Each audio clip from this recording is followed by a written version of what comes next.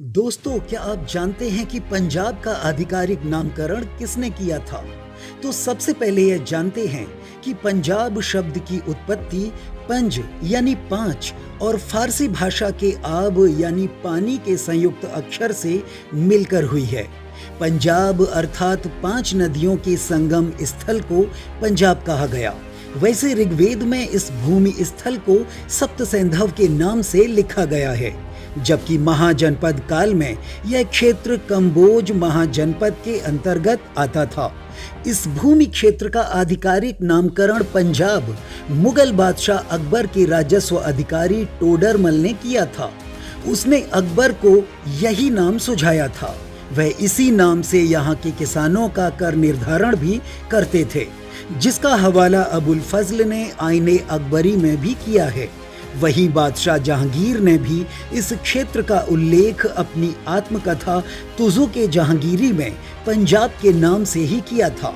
उत्तर भारत और 1947 के बंटवारे के बाद अस्तित्व में आए पाकिस्तान की हिमालयी नदियां बड़े बड़े मैदानी इलाके बनाती हैं, जिन्हें दोआब कहा जाता है। सिंधु गंगा के मैदान खादिर और बांगर के क्षेत्रों में बटे हुए हैं।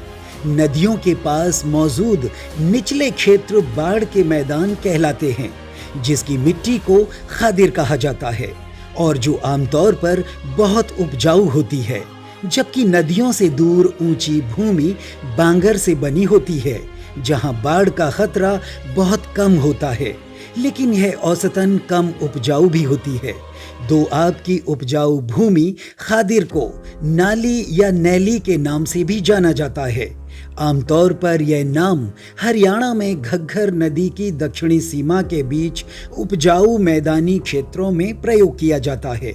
वही बांगर भूमि के अंतर्गत आने वाले वे क्षेत्र जहां कम वर्षा होती है और जहां वर्षा आधारित सूखी खेती की जाती है, बरनी के नाम से जाने जाते हैं।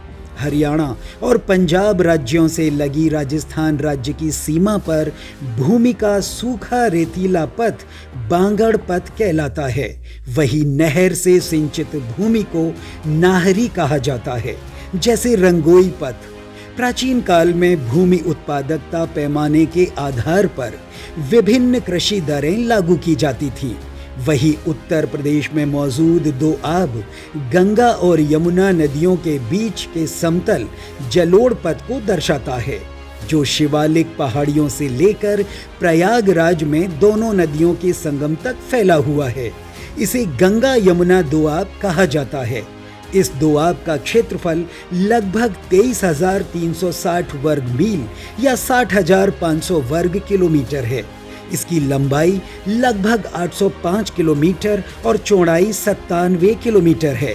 ब्रिटिश सरकार ने दोआब को 3 प्रशासनिक जिलों में बांटा था, यानी कि मेरठ क्षेत्र को ऊपरी दोआब, आगरा क्षेत्र को मध्य दोआब और प्रयागराज क्षेत्र को निचला दोआब।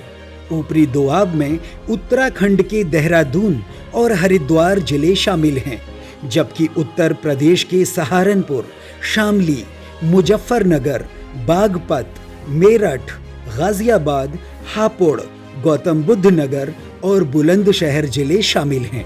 वही राजधानी दिल्ली का परिक्षेत्र भी ऊपरी दोआब के अंतर्गत आता है, जबकि मध्य दोआब के अंतर्गत एटा, कासगंज, अलीगढ़, आगरा, हाथरस, फिरोजाबाद, मैनपुरी और मथुरा आदि जिले आते हैं, जबकि फर्रुखाबाद, कन्नौज, इटावा, औरैया, कानपुर, फतेहपुर, कौशाम्बी और प्रयागराज जिले निचले दोआब के अंतर्गत आते हैं। गंगा यमुना का दोआब विश्व के सर्वाधिक उपजाऊ क्षेत्रों में शुमार है।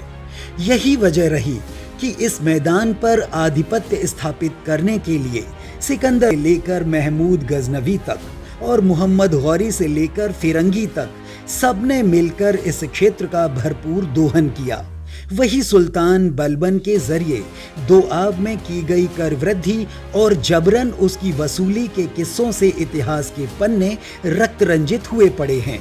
इस क्षेत्र में कुर्मी, कोयरी, जाट, लोदी आदि कृषि कर्म करने वाली जातियां उच्च गुणवत्ता वाले अन्न, शाक, फल फूल आदि बड़े पैमाने पर उत्पादित करते हैं।